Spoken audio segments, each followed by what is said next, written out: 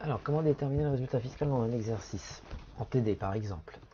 Eh bien, tout d'abord, il y a la détermination du résultat fiscal en théorie. On va revenir sur ce qu'on a déjà fait les semaines précédentes. Et après, je vais vous montrer comment on fait dans un exercice de manière concrète, comme par exemple l'exercice de synthèse.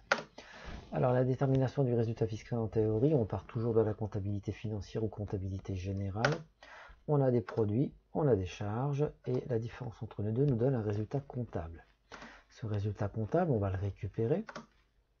Et on va faire la détermination du résultat fiscal à partir de ce résultat comptable auquel on va ajouter ou soustraire des corrections fiscales ou extra-comptables.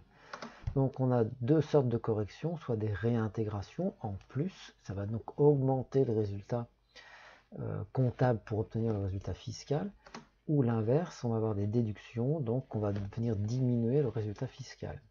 Et donc, je pars du résultat comptable, je rajoute les réintégrations, je déduis les déductions et ça me donne un résultat fiscal final. Et après, on calcule l'impôt.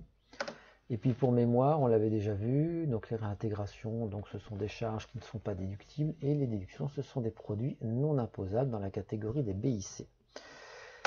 Maintenant, la détermination du résultat fiscal dans la pratique, quand vous êtes en exercice, comment on fait? Eh bien, il y a deux façons de présenter un tableau de détermination du résultat fiscal. Le premier tableau, c'est celui que vous avez dans votre exercice. Donc on part du résultat comptable. On va remettre donc ici les 10 000 euros. Alors c'est un exemple fictif. Je reprends un résultat comptable positif, un bénéficiaire de 10 000 euros. J'ai une amende de 200 euros. Cette amende, donc la justification, c'est que les amendes et pénalités ne sont jamais déductibles. Dès que vous voyez le mot amende, pénalité, vous ne cherchez pas, on réintègre. Donc on va faire un plus 200, exactement comme ce qu'on a ici. On va faire un plus 200. Des produits financiers pour 100 euros, les produits sont imposés dans la catégorie des RCM, ce sont des produits donc non imposables.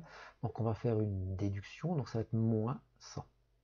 Les achats de matières premières pour 1000, c'est dans l'intérêt de l'exploitation, c'est une charge qui est déductible, elle est déjà comprise dans le résultat comptable des 10 000. Donc puisqu'elle est déjà en charge en comptabilité et que d'un point de vue fiscal, je l'admets en déduction, je n'ai donc rien à faire, je ne corrige pas cette charge. Je la laisse telle qu'elle, donc je ne fais rien. Et donc après, je fais 10 000 plus 200 moins 100, donc ici 0 bien sûr, et ça nous donne un résultat fiscal définitif de 10 100 euros.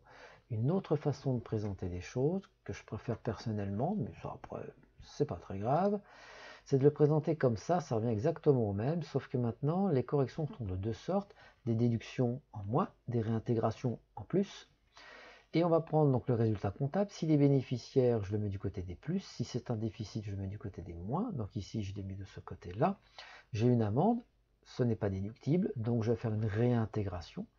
Mes produits financiers font l'objet d'une déduction.